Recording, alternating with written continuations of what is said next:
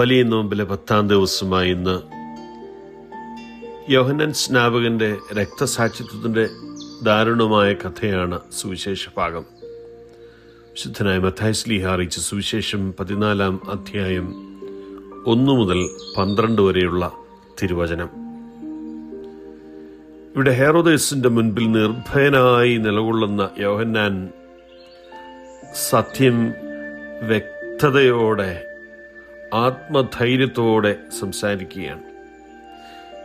ദൈവത്തിന്റെ നിയമത്തിൽ മായം കലർത്തുവാൻ അവൻ വിസമ്മതിക്കുകയാണ്.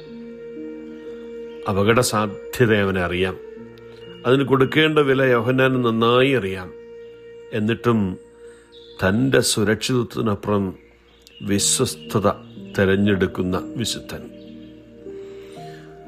മറുവശത്ത് വിഭജിത ഹൃദയത്തിന്റെ പ്രതിരൂപമായ ഹെറോദേസ്, അവൻ യോഹന്നാനെ ബഹുമാനിക്കുന്നുണ്ട്. യോഹന്നാന്റെ വിശുദ്ധി അവനറിയാം. അവനെ ശ്രദ്ധിക്കാൻ പോലും ഹെറോദേസ് ഇഷ്ടപ്പെടുന്നു. എന്നാൽ സമ്മർദ്ദമേറിയപ്പോൾ അവന്റെ അഭിമാനവും പ്രശസ്തിയുമൊക്കെ അപകടത്തിലാകുമ്പോൾ അവൻ തകർന്നു പോകുന്നു. ഒരു തിടുക്കത്തിലുള്ള വാഗ്ദാനം, മറ്റുള്ളവരുടെ മുൻപിൽ ദുർബലനായി കാണപ്പെടാൻ വിസമ്മതിക്കുന്നു. ഒരു പ്രവാചകൻ കൊല്ലപ്പെടുന്നു. നോമ്പുകാലം നമ്മെ അസ്വസ്ഥമാക്കുന്ന ചില ചോദ്യങ്ങൾ നമ്മോട് തന്നെ ചോദിക്കുവാൻ നമ്മെ പ്രേരിപ്പിക്കുകയാണ്. ഞാൻ വിശുദ്ധിയെ സ്നേഹിക്കുകയും എന്നാൽ പ്രതിബദ്ധത ഒഴിവാക്കുകയും ചെയ്യുന്നുണ്ടോ? സത്യം എന്തെന്ന് എനിക്കറിയാം, പക്ഷേ അതിന് കൊടുക്കേണ്ട വിലയോർത്ത് അത് ജീവിക്കുവാൻ വിസമ്മതിക്കുകയാണോ?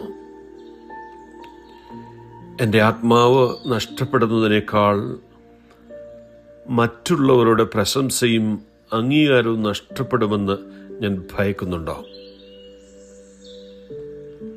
യോഹന്നാൻ തൻ്റെ ജീവൻ നഷ്ടപ്പെടുത്തുന്നു, പക്ഷേ അവൻ തൻ്റെ നിർമ്മലത നിലനിർത്തുന്നു. ഹെറോദേസ് തൻ്റെ കിരീടം നിലനിർത്തുന്നു, എന്നാൽ അവൻ തന്നെ നഷ്ടപ്പെടുത്തുന്നു. സത്യത്തെക്കാൾ ജനപ്രീതി തെരഞ്ഞെടുത്ത ദുർബല ഭരണാധികാരികളുടെ മുൻപിലാണ് ഒടുവിലായി ഈശോനാഥനും നിൽക്കേണ്ടി വന്നത്.